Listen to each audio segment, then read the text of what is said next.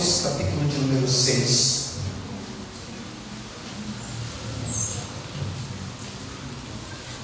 Nós vamos meditar um pouquinho nesse texto sagrado.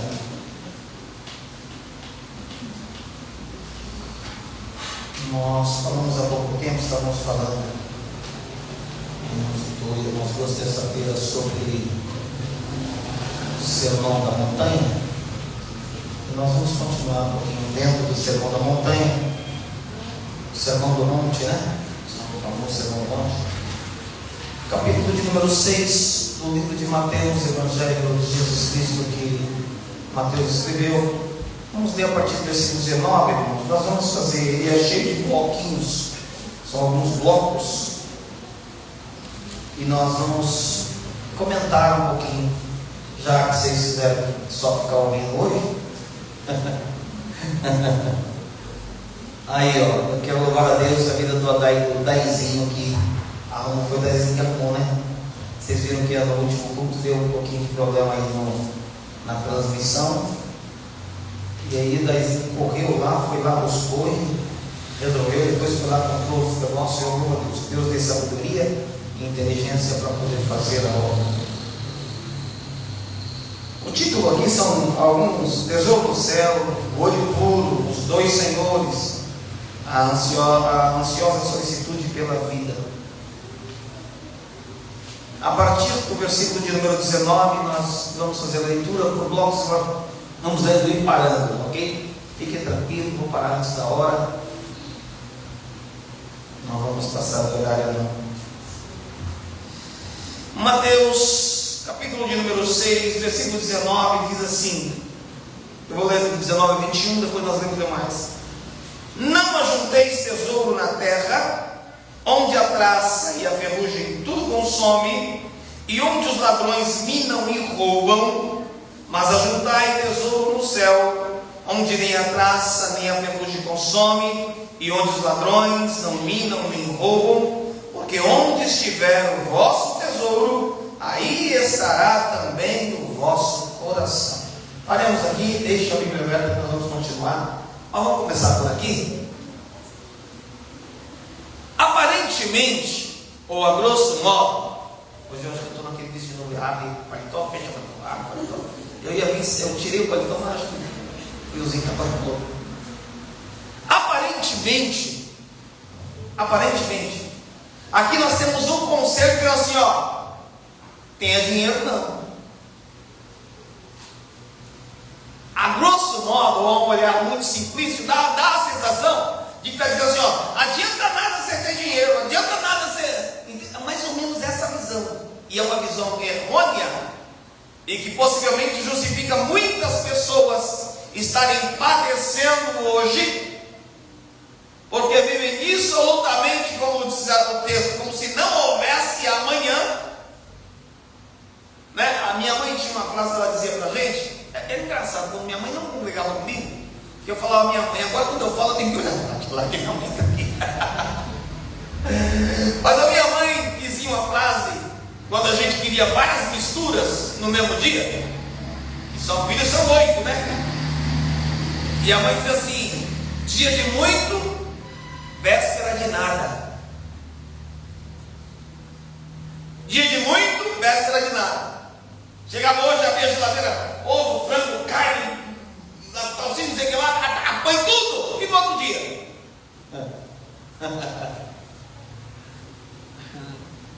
Então é muito importante lembrar que o último versículo que nós lemos, versículo 21, ele dá o resumo da importância do que tem que ter prioridade e o motivo pelo qual não é confiável ajuntar. Vamos começar a leitura, diz assim, o versículo número 19: não ajunteis tesouro na terra. Primeiro está dizendo sobre tesouro. Segundo está falando sobre ajuntar. Irmãos, seja sincero, tem que ter condição para juntar, hein? Você já reparou que quando você ganha um dinheirinho a mais, rapidinho você lembra daquela conta? Você viu aquela história que um O marido chega em casa, todo contente, fala assim: mulher, sobrou 100 reais. Mas o que é? Senão o gás vai ouvir. O gás vai ouvir, ele acaba. Eu estou falando de uma forma descontraída para você entender que não está dizendo de você no seu limite e na sua vida natural. Está falando sobre pessoas que infelizmente imaginam que vão conseguir juntar dinheiro o suficiente para não ter problemas na frente. Se eu juntar muito dinheiro, eu vou, querido, literalmente não há segurança no mundo. Nós tivemos uma pandemia que passamos alguns anos atrás, há poucos anos atrás. Eu fui em uma cidade aqui no interior de São Paulo, uma cidade, e eu cheguei, quando eu estava levando uma pessoa, eu falei assim: ó, tá vendo esse quarteirão inteiro? Que é tudo de uma família, um empresário bilionário, trilionário. Ele tem não sei quantas aeronaves, tem um helicóptero aqui, então ele é dono da metade da cidade. Eu falei: e ele? Morreu de Covid. O seu dinheiro não conseguiu salvar. Verdade. Porque Deus tem algo, Deus não gosta de deuses. E Deus destrói Deus. O versículo lá para frente vai dizer: não tem como você servir a Deus e a Mamon. Quando Deus percebe que o dinheiro está tomando lugar de Senhor em tua vida, aí o barco começou a afundar. Verdade. Porque você tem que ser dono do seu dinheiro, Senhor do seu dinheiro. Agora, quando o dinheiro passa a ser o seu Senhor, você perdeu a mão. A pessoa diz assim: ah, dinheiro é a raiz de todos os males. Meu filho, se você falar isso, dê o seu dinheiro todo para mim e viva bem. Ah, não, dinheiro não traz felicidade. Me dê e seja feliz. Não, é o amor ao dinheiro que é a raiz de todos os males. Não é o dinheiro. O dinheiro é bênção. O dinheiro é necessário. O dinheiro é para sustento, para manutenção, para provisão. Então não tem nenhum problema com dinheiro. Tem nenhum problema você ter dinheiro.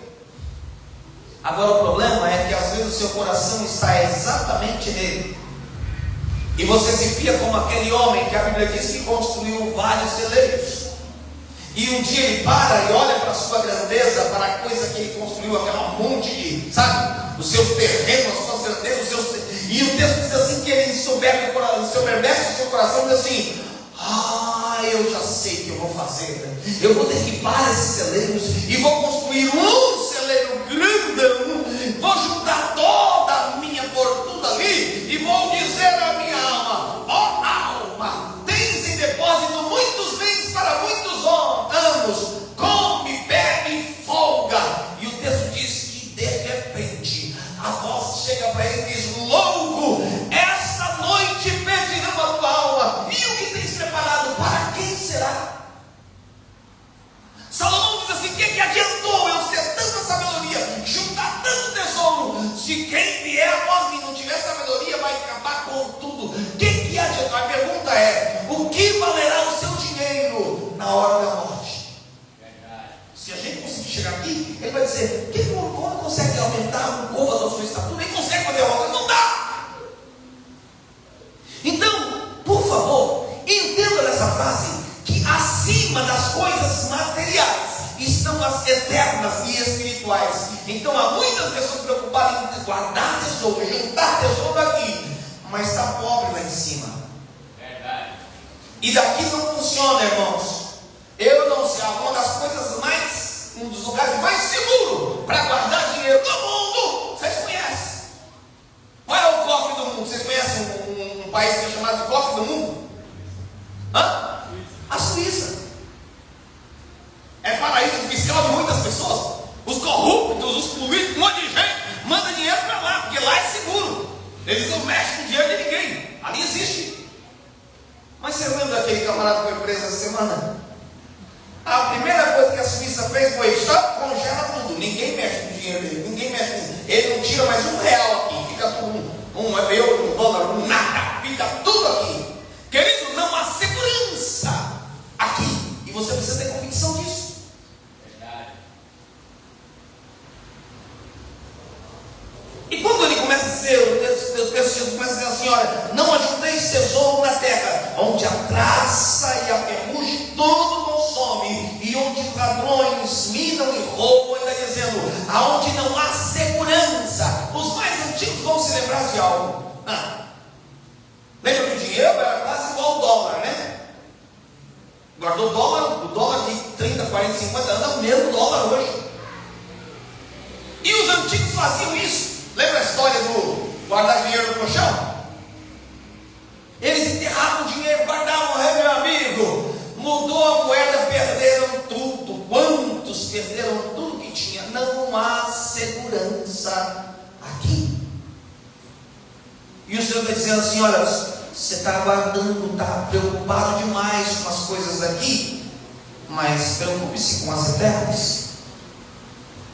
Aqui o ladrão rouba, mina, a ferrugem, a traça consome, você tem prejuízos. E ele continua dizendo mais: ajuntai tesouro no céu, onde nem a traça nem a ferrugem consomem, e onde os ladrões não minam e nem roubam. Irmãos, eu tenho preocupação quando eu vejo pessoas preocupadas exageradamente com a terra, e você não percebe preocupação com a vida espiritual dessas pessoas. Mães e pais que se esforçam pelos seus filhos como devem se esforçar, mas alguns fazem além do normal. Eu assisti pessoas, tem até entes queridos assim, que cuidavam dos filhos de um jeito que eu falava: poxa vida, que coisa linda. Mas eu não os via com a mesma preocupação em tentar formar desses filhos servos e servas de Deus. E o que aconteceu? Crescem e não se mantêm na casa do Senhor. Crescem e a semente não foi plantada. Eles se tornam um doutor, um engenheiro, uma engenheira, um médico, tudo menos um salvo em Cristo. Fica tudo aqui, amados. Não vai para o outro lado essas coisas. E a Bíblia diz: não tem nem ciência, né? Na morte, para onde o homem vai, não tem nem ciência. Aí o versículo de número 21, ele está dizendo: porque onde estiver o vosso tesouro, aí está também o vosso coração. Eu disse que Deus não gosta de Deus. Deus destrói deuses. Deus destrói deuses. Então tudo que vira idolatria entre você e Deus, Deus vai dar um jeito de tirar da sua frente. Ele gosta tanto de você que ele vai fazer você perder, que é para não perder a sua alma. Pessoas que colocam coisas, sabe, que seja irmãos, idolatram, e não vem com besteira, não, é qualquer coisinha. Tem gente que idolatra uma bicicleta. Tem uma bicicleta lá, e não é nem dessas melhores, qualquer bicicletinha. Não encosta aí, pai batendo no filho, arrebentando, batendo na esposa por causa de uma bicicleta às vezes. Não vou nem dizer carro, porque carro, como tem um valorzinho maior, vira Deus de muita gente. Não pode entrar, não pode não sei o quê. É Deus. O Senhor está dizendo: ei, essas coisas ficam aqui. Cadê a sua preocupação com a sua vida espiritual? Em vez de dizer assim: não pode encostar, diga para a tua alma: não posso pecar.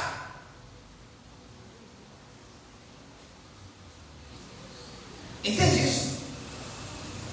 Ajuntar tesouro nos céus, preocupar-se com a sua vida eterna. Nós começamos esse trabalho, esse culto hoje, falando sobre algo que a gente não gosta de falar, sobre a morte. Algo que a gente não gosta de falar, mas é inevitável para todos. Tem semana que eu não sei o que acontece, já teve semana aqui que eu tenho que fazer 2, 3 velórios. Então a vida é assim. A nossa preocupação é: como está o meu depósito lá no banco de cima? Será que eu chego e tenho condições de entrar? Tenho crédito lá para entrar? Ou eu sou aquele que, quando fechar o olho, vai ter aquela briga porque eu deixei fazenda, carro, moto, boi, não sei o quê? Estou podendo, nem eu sabia que estava podendo tanto assim. Mas ganhei o mundo inteiro e perdi a alma. Então, o primeiro conselho desse bloco é: cuidado, viu? Isso não está dizendo você ser relaxado, não, viu? Faça bom, aprenda a economizar, aprenda a investir na sua família. O bem-estar é necessário, viu? Trabalhando, fazendo tudo como se não houvesse amanhã. e aí nunca tem nada, nunca consegue nada, nunca mantém nada. Cuida, crente, cuida. Crente tem a bênção sobre a sua vida. Você precisa abraçar isso e entender: eu tenho a bênção de Deus na prosperidade da minha vida, eu vou prosperar. Isso não tem nada a ver com juntar tesouro, não, é só suprir sua necessidade, ter condições de se manter e manter suas coisas. Isso aí é normal, você não é juntar tesouro. Você nem tem tesouro, como é que vai juntar tesouro? Vamos continuar aqui? Versículo 22.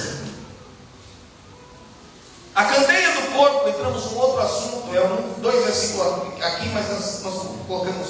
A candeia do corpo são os olhos, de sorte que, se os teus olhos forem bons, todo o teu corpo terá luz. Se, porém, os teus olhos forem maus, o teu corpo será tenebroso. Se, portanto, a luz que em ti há são trevas, quão grandes serão tais trevas, ou quão densas trevas. Olha, você conseguiu uma versão minha? Ele está dizendo assim, ó, a candeia do corpo são os olhos. Irmãos, eu parei um pouquinho disso aqui, porque esse versículo para mim é muito importante. Chega um momento em que nós vamos nos formando, todo dia a gente vai edificando, aprendendo um pouquinho mais, melhorando um pouquinho mais. E teve uma época que eu comecei a me preocupar um pouquinho, sabe? Teve uma época que eu falei: poxa vida, está tudo bagunçado. Parece que está tudo de ponta cabeça, tudo ruim. Tudo fica amargo, sabe? Fica tudo meio cinzento, meio, sabe, nublado. Por quê? Parece que está tudo indo feio. E aí, o versículo começa dizendo aqui, o versículo de 22, a candeia do corpo são os olhos. De sorte que, se os seus olhos forem bons, todo o seu corpo terá luz. Eu falo um pouquinho sobre isso aqui, sobre pessoas pessimistas e as otimistas. Há uma frase que diz que o otimista vê em toda dificuldade uma oportunidade, e o pessimista vê em toda oportunidade uma dificuldade. Para o otimista, a dificuldade lhe mostra uma oportunidade, mas para o pessimista, a oportunidade lhe mostra uma dificuldade. Você já viu gente assim, gente? Nada dá bom, nada presta, nada legal, nada. Eu contei esses dias sobre que eu ouvi de um rapaz que eu achei muito interessante. Eu ouvi de não li isso, mas eu vi um camarada que ele falou: pega uma pessoa que só reclama da vida, reclama o tempo inteiro. Pega essa pessoa, coloca ela no carro e leva lá para Cancún, sei lá, leva para um lugar. Onde é um lugar que dá para indicar aqui? Campos do Jordão, sei lá, um lugar bonito. Leva para poder passar o dia vendo coisas, sabe o que vai acontecer? Vai reclamar do tempo, vai reclamando do calor, do frio, vai reclamar do carro, vai reclamar do tempo da viagem. O que vai fazer quando chegar lá? Reclamar. Então, isso está muito ligado à sua visão. Para alguém que tem os olhos ruins, nada é bom. Verdade.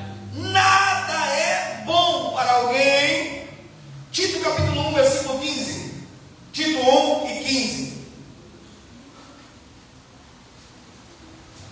Todas as coisas são puras para os puros, mas nada é puro para os contaminados e infiéis. Antes, o seu entendimento e consciência estão contaminados.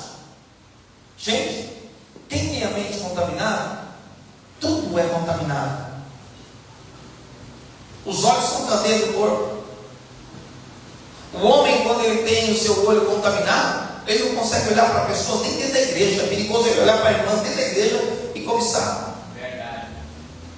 Porque o olho está contaminado, tudo está em trevas. É triste, mas é uma verdade. Se nós não cuidarmos de santificar os nossos olhos, de iluminarmos, eu usar a expressão feia, a palavra não é iluminar, mas alumiar, sei lá, de colocar luz em nossos olhos, tudo vai ser treva, irmão. O problema é o prisma de quem está olhando. Tem gente que tudo é vai começar inocente e a pessoa acha que você falou com maldade.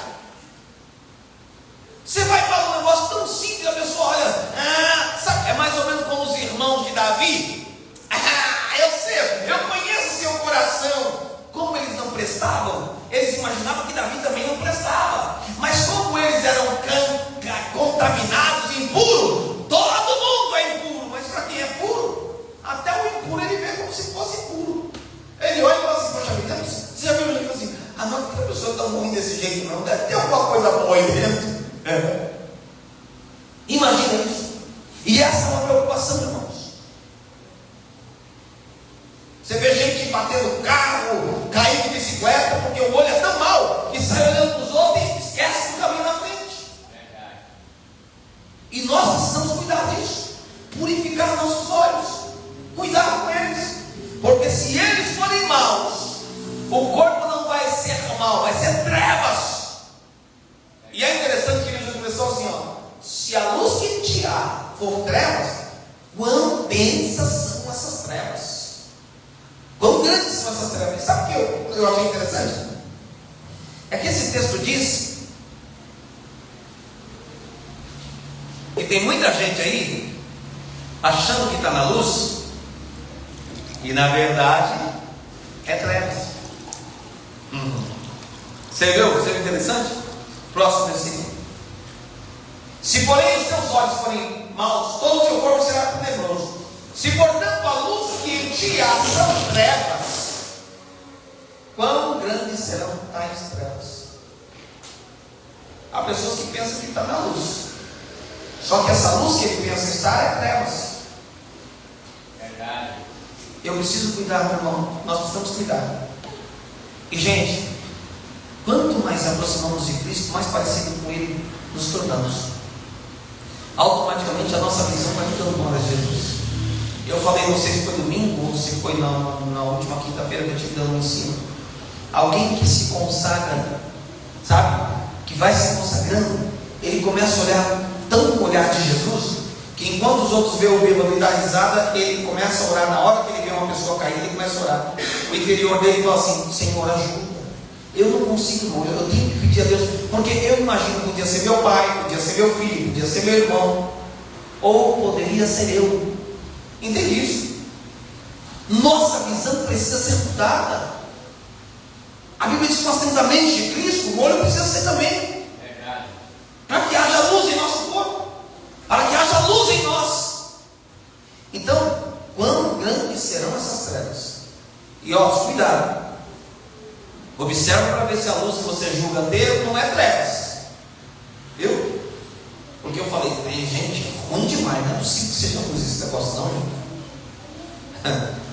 Né? Gente ruim, não é possível ser luz. Ruindade não é luz. Ruindade é trevas. Então, se a luz que te há, ó, cuidado para ver se não é trevas. Versículo de número 24. Ninguém pode servir a dois senhores, porque ou há de odiar um e amar o outro, ou se dedicará a um e desprezará o outro. Não podeis servir a Deus e a Mamon. Isso aqui, voltando ao primeiro bloco de assuntos, quando falou, olha, quem ama o dinheiro, não tem como servir a Deus e o dinheiro. Principalmente, irmão, porque a pessoa se torna literalmente não misericordioso. Alguém que coloca o dinheiro acima de pessoas. Eu ouvi uma frase uma vez, uma pessoa falando assim, o que adianta o camarada ter 500 mil no banco e não dá 200 reais para o filho ir com uma excursão da escola, quando o outro que nem tem dinheiro, o pai dá um jeito, junta lá e dá o dinheiro para o menino ir para a excursão. Aí o outro tem lá 5 mil, 1 milhão na conta lá e não dá nada, vai gastar dinheiro não. Tá amando dinheiro, meu filho, você não gasta não, bora que o seu filho vai gastar, tudo sem saber gastar, vai jogar tudo fora. É igual o marido que é mão fechada para a mulher, sabe? O marido que não dá dinheiro para a mulher de jeito nenhum, tudo não dá, não concorda com nada, morre, a mulher não sabe o que fazer com o dinheiro. O cara morre, a mulher pega o salário, vai tudo para a mão dela, não sei o que eu vou fazer com tudo isso aqui. Aí ela vê o quanto ele era ruim depois que ele morre, né? Ah, miserável, se ele me desse dinheiro antes, A gente estava bem. Irmão, para com besteira. Esse negócio foi feito para poder usar. Eu estou falando questão de causa real. Tinha cara que era miserável, nunca dava nada. Tudo que a mulher pedia era não. Porque tem gente que é perita em dizer não para dentro de casa, né? Para fora é uma beleza, para dentro de casa tudo é não. Não dá, não tem, não. Aí, irmão, quando vai embora, quando fecha os olhos, melhor dar dinheiro, hein? Abre a carteira hoje. Muito bem. Versículo número 25. Por isso vos digo: não andeis cuidadosos quanto à vossa vida, pelo que haveis de comer, ou pelo que haveis de beber, nem quanto ao vosso corpo, pelo que haveis de vestir. Não é a vida mais do que o mantimento, e o corpo mais do que a vestimenta? E não, você já reparou que a nossa ansiedade não muda a nossa história?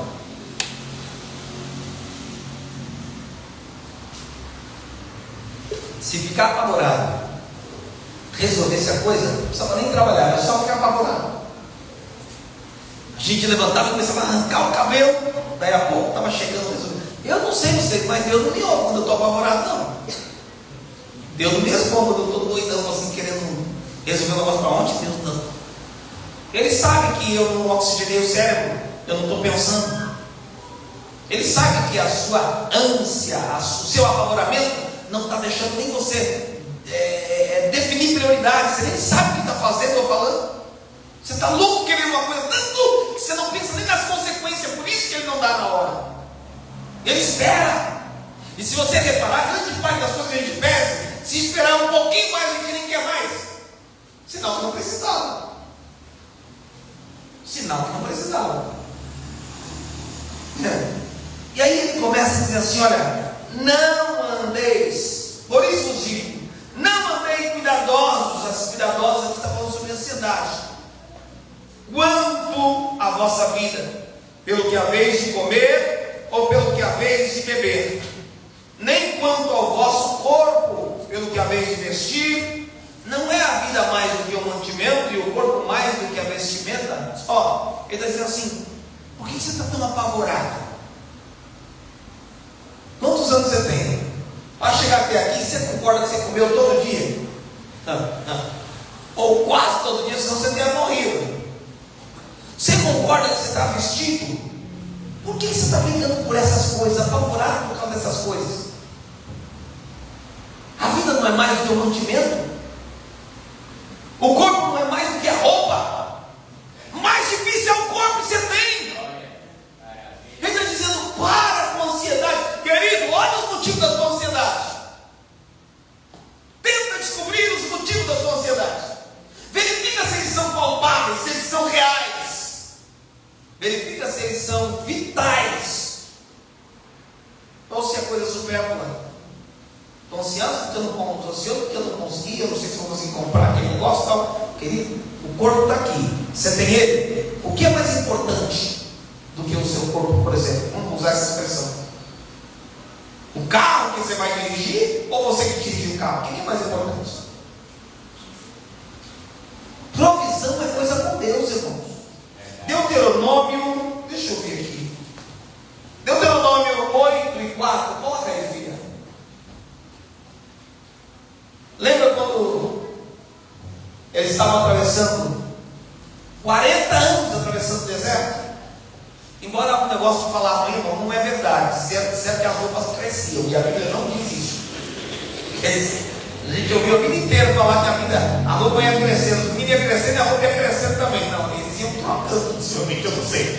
Mas o texto diz aqui, ó: nunca se envelheceu a tua roupa sobre ti, nem se inchou o teu pé, o teu pé nesses 40 anos. O povo andando no deserto, e Deus conservando sapato, a sola não estragava, o pé de ninguém inchava. A gente anda lá algumas horas, o pé fica desse tamanho. não inchou o pé, não envelheceu a roupa. Aliás, interessante é falar sobre as de Moisés, que não é nem esse caso aí, a de Moisés é interessante, do mesmo que ele usou no começo, ele quebrou com isso. Moisés é uma coisa meio sem comparação. Aliás, um homem com 120 anos, que praticamente não envelheceu. A Bíblia diz que a vista dele não escureceu, o vigor dele estava mesmo, tanto sabe, ele não teve aquele problema de velhice, com 120 anos ele estava lá. E o texto está dizendo que ele literalmente cuidou daquele povo, aquela multidão no deserto, fazendo com que não se envelhecesse as suas roupas. Então, qual é a sua preocupação de verdade? Eu tive um tempo, há uns 2 anos atrás, mais ou menos, eu tive um problema aqui na congregação, e havia uma pessoa que muito ansiosa, pessoa muito ansiosa. E um dia, pastor, vem cá, eu fui lá para resolver. Cheguei, o que está acontecendo? Não, é porque daqui 3 meses meu marido não vai ter salário.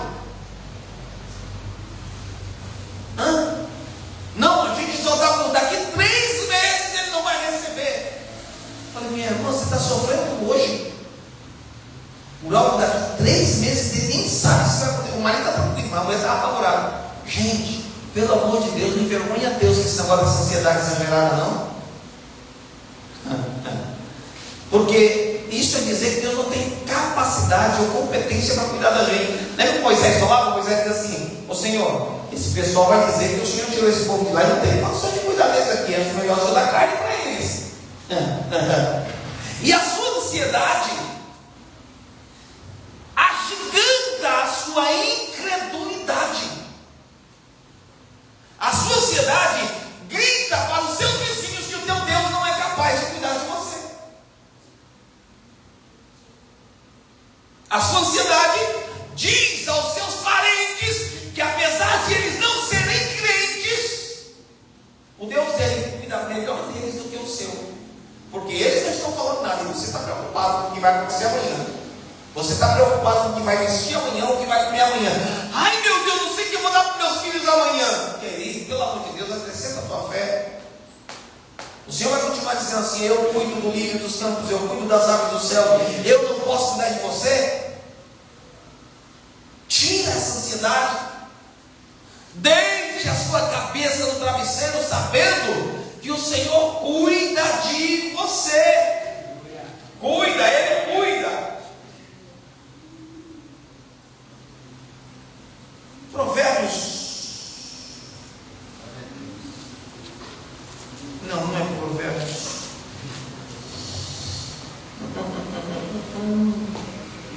Não vou lembrar.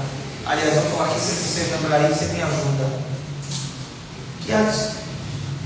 Que adianta o homem levantar de madrugada, comer pão de dores, trabalhar de sol a sol, se aos meus eu dou enquanto dorme? Eu li hoje à tarde esse versículo, não estou lembrando. Foi, filho? Aos meus eu dou. Que adianta trabalhar, levantar, comer pão de dores? Gente, então faça esse versículo, não consigo lembrar do que está. Encontrou aí?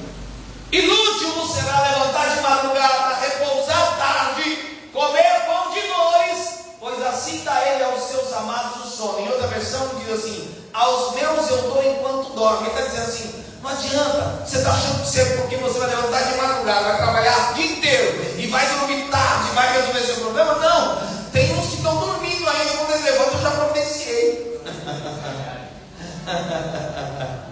Você tem que trabalhar, tem que se esforçar, tem que se esforçar, mas não confies que isso será suficiente. Ei, querido, tem gente com menos cultura que você, ganhando mais que você, e tem gente que está trabalhando mais que você, que não consegue alcançar o que você alcançou. Atribua a Deus, confie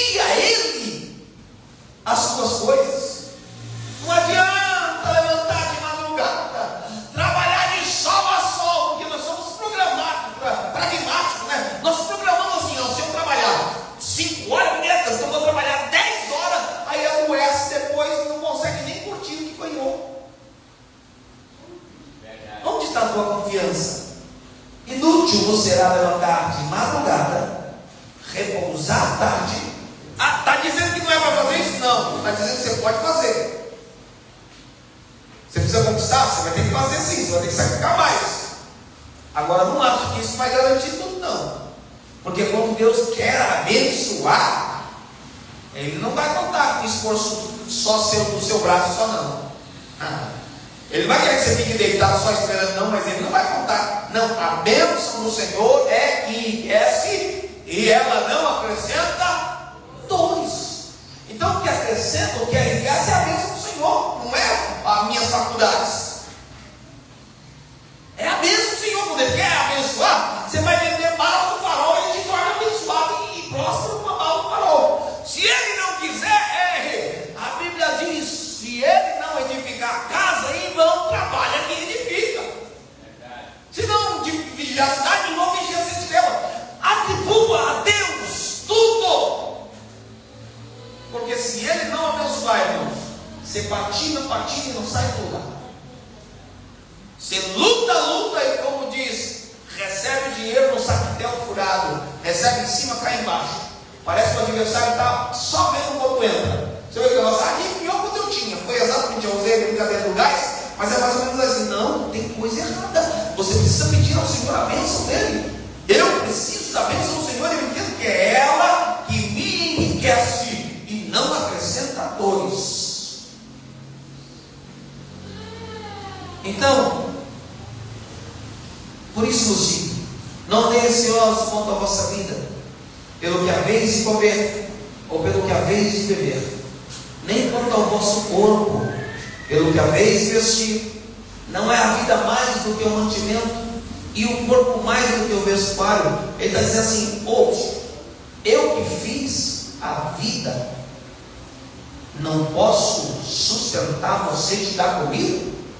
É Ele que dá semente ao que se vê e bom que come.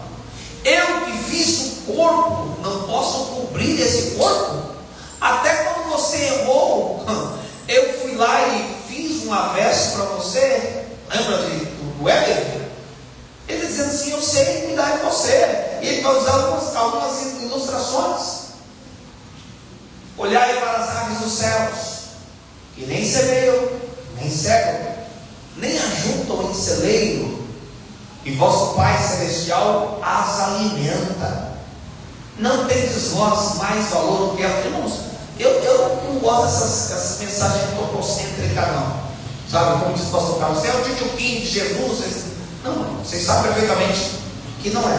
Mas o que o Senhor está dizendo assim, você está achando que você não tem nenhum valor? Ou você está achando que eu valorizo mais? Porque é o homem que costuma dizer. Tem gente que escreve: quanto mais conheço os homens, mais amo os animais, né? E tem gente que, se for para salvar um ser humano e um animal, ele salva o animal. Tem gente que é assim: se for para salvar um homem ou um animal, aí eu nem conheço o homem, o animal é meu, eu conheço, e salva o animal e deixa o homem. Mas o texto está dizendo assim: olha, o seu pai alimenta as aves, ele alimenta os lírios, ele veste os lírios. E ele está dizendo: não tendes vós muito mais valor do que elas? Humanamente falando, o Senhor diz assim: eu valorizo o que eu fiz, o ser humano que eu fiz. Salmos 8, se eu não me engano, Salmo 8, deixa eu ver, versículo 4 a 8, Salmos 8, versículo 4 do Salmos 8 diz assim: que é o homem mortal para que te lembres dele? E o filho do homem para que o visites? Está dizendo assim: quem é o homem para que o Senhor pegue e se lembre, vai socorrer ele, atender ele? O homem é nada, né? É um mortal. Próximo. Pois pouco ou menor o fizeste que os anjos, e de glória e de honra o coroaste. Está dizendo assim, ó, apesar disso, depois dos anjos vem o homem. Ou seja, depois dos anjos fez o homem, depois do homem todas as demais coisas. Ele valoriza, vai um pouquinho, vai mais um. fazes com que ele tenha domínio sobre as obras das tuas mãos, tudo puseste debaixo dos seus pés. Isso é Bíblia, viu, gente? Todas as ovelhas e bois, assim como os animais do campo, as aves dos céus, peixes do mar e tudo que passa pelas veredas dos mares, ao Senhor nosso, Senhor nosso, pode virados é o teu nome sobre todas as terras. Gente, ele está dizendo assim, ó, Deus valoriza tanto, que Ele cuida dos animais, Ele cuida dos vegetais, Ele cuida das aves, Ele cuida das plantas. Ele está dizendo assim, e eu não te dei mais valor? Volta lá para o capítulo 6, Mateus. Não tendes vós muito mais valor do que elas? Próximo. E qual de vós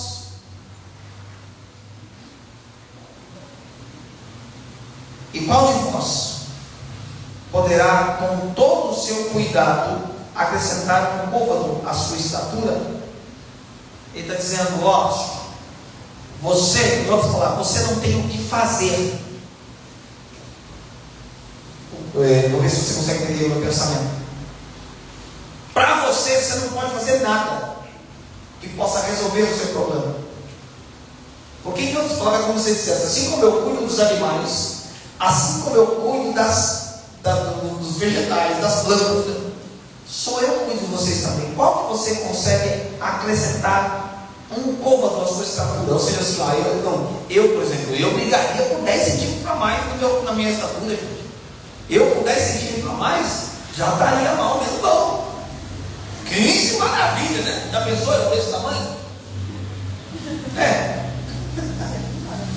E ele está dizendo assim, ó, porque hoje os homens com exercício, com coisa, conseguem fazer ficar mais alto, mas não chega a 60 centímetros ou 80 centímetros, um côvado.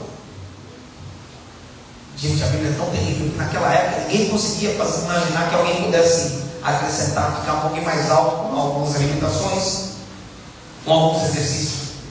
Mas o Senhor, sabendo que o homem já ia conseguir fazer essas coisas, falou assim, vai, vamos ver se consegue chegar a 60 centímetros ou 80 centímetros. Um côvado, essa medida. Qual de vós poderá com todo cuidado acrescentar um côvado à sua estatura? Você não consegue acrescentar a sua vida, você não consegue acrescentar o seu tamanho. Então entenda, eu é quem cuido de você. Vamos para as últimas leituras para concluir, meus irmãos. Ele coloca Salmo 127, 2. Porque eu vejo vestir, eu vejo comer. Salmo 127, 2. Ah, tá, é esse mesmo. Já estava aí, obrigado. Eu tinha voltado na Bíblia aqui, porque eu já não trouxe o papel. A partir do versículo 28 agora, para terminarmos sobre as preocupações. E quanto ao vestuário, por que andais solícitos? Olhai para os lírios do campo, como eles crescem, não trabalham, nem fiam. E eu vos digo que nem mesmo Salomão, em toda a sua glória, se vestiu como qualquer deles. Pois, se Deus assim veste a erva do campo, que hoje cresce e amanhã é lançada no forno, não vos vestirá muito mais a vós, homem de pequena fé. Eu estou entendendo com esse texto, e você entende com esse texto, que quando nós usamos a expressão, Deus abençoe seu guarda-roupa, é Ele que coloca a roupa lá dentro, viu? É Deus. Comprei o meu dinheiro, foi Ele que deu, porque é Ele que dá semente ao que semeia e come. Lembra daquela frase bonita que o pessoal coloca? O dinheiro compra uma casa, mas não compra um lar, compra uma cama, mas não compra um sono, compra comida, mas não compra apetite, né? Então ele diz assim, eu alimento vocês, homem de pequena fé. Para, irmãos, tomara que hoje, quando sair daqui, crente nenhum reclame mais por causa dessas coisas, principalmente dessa citada, sobre o que vai comer e sobre o que vai vestir.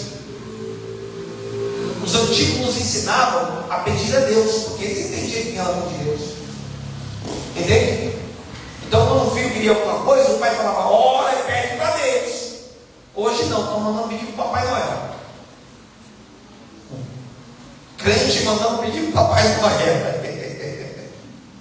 Tem crente mandando o filho pedir para o Papai Noel. Olha, irmão, pelo amor de Deus, eu vou trabalhar o tempo inteiro e vou dar o crédito do meu serviço para o Papai Noel?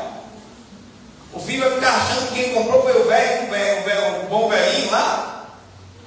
Seu Nicolau? Para com isso, rapaz. Manda o Nicolau trazer o dinheiro para casa, eu compro, falo para ele que comprou.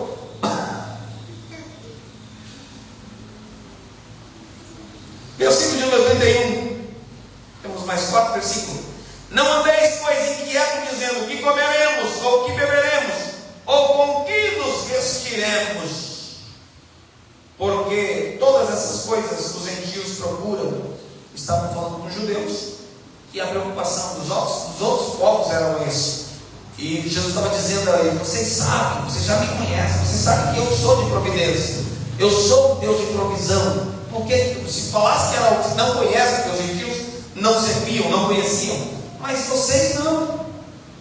De certo, vosso Pai Celestial bem sabe que necessitais de todas essas coisas, mas buscai primeiro o reino de Deus e a sua justiça, e todas estas coisas vos serão acrescentadas. Porque está dizendo assim, busque o reino de Deus e a sua justiça.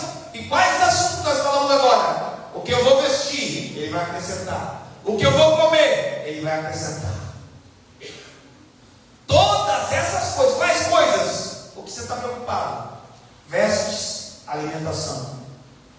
Todas essas coisas vos serão acrescentadas. Não vos inquieteis, pois, pelo dia de amanhã, porque o dia de amanhã cuidará de si mesmo. Basta cada dia o seu mal. Com você aqui, eu sem você aqui, o amanhã vai acontecer. Comigo aqui, eu sem eu aqui, amanhã vai ter o sol, vai estar o tempo inteiro. Então, o dia de amanhã, cuida de si mesmo. Tire da sua mente a preocupação exagerada. Deixa, porque a Bíblia diz: basta cada dia o seu mal. Amém? Amém. Inclua a sua cabeça. Pai, obrigado por sua palavra. Ajude-nos a acrescentar a nossa fé e entender, Pai, que o Senhor é Deus de provisão, é o Jeová Jireh, Deus provedor, e que no nosso coração, Senhor, não haja mais ansiedade quanto às coisas terrenas, banais. O Deus que fez o corpo, Senhor, sabe cobrir ele. O Deus que fez a vida, fez o homem, sabe alimentar o homem. Ajude-nos a ter essa visão para não mais murmurarmos como os homens murmuravam no deserto pedindo carne, e muitos morreram porque murmuravam contra ti. Senhor, ajude-nos a entender também, Pai, que eu preciso, assim como me preocupo com as coisas materiais, estar me preparando para as espirituais e literalmente a juntar tesouro para a eternidade. Ser com seus filhos, ser com suas filhas, e obrigado pela tua palavra, em nome de Jesus. Amém. Amém, irmãos? Que Deus abençoe grandemente. Deus abençoe os irmãos que estiveram conosco nas redes sociais. A irmã Raquel, que pediu, que realmente participou aqui. Deus abençoe grandemente. Vamos contribuir na casa do Senhor também. Eu não sei nem como desliga esse negócio aqui.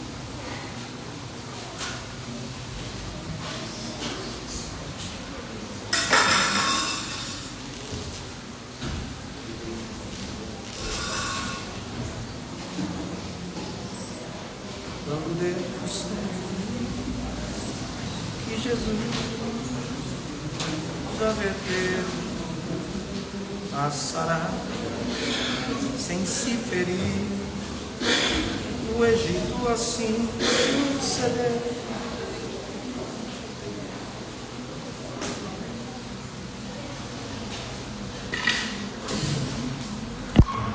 Glória a Deus. Deus abençoe os irmãos que estiveram conosco por aqui também no instante.